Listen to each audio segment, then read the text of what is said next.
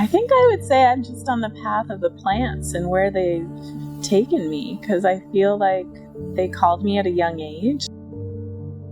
I am Erin Smith, and I am the VP of Herbal Science and Research at Banyan Botanicals.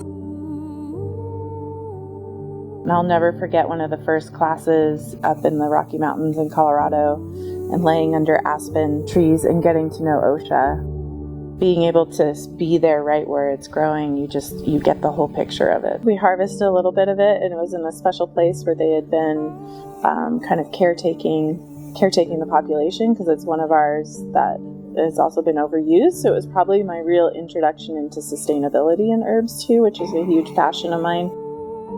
If we're going to interact and use these plants, how to be good caretakers, that we can't, just being part of that reciprocity, being grateful, and having a relationship is in almost every indigenous culture in the world in just different ways. And so I think there's a remembering that happens when we start to do that too, because we've forgotten, I feel like, as we've disconnected from nature, how to live in that relationship with plants and with the earth in general.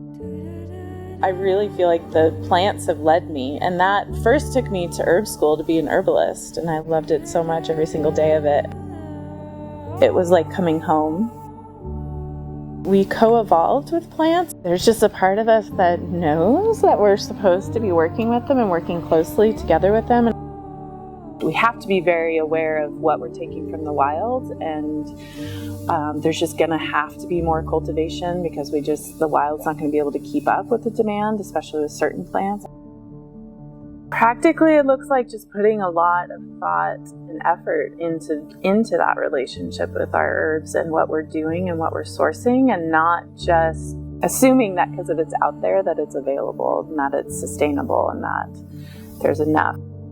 And I'm really proud at Banyan that we do that. Like, we do make really hard decisions sometimes and stop selling herbs that we love, but that we're just not feeling comfortable with the source. There's so much collaboration happening right now in this industry in really exciting ways that it gives me a lot of hope. There is definitely a shift in how can we regenerate, and using that word, how can we not just be sustainable and not make it worse, but how can we actually leave things better than we found them.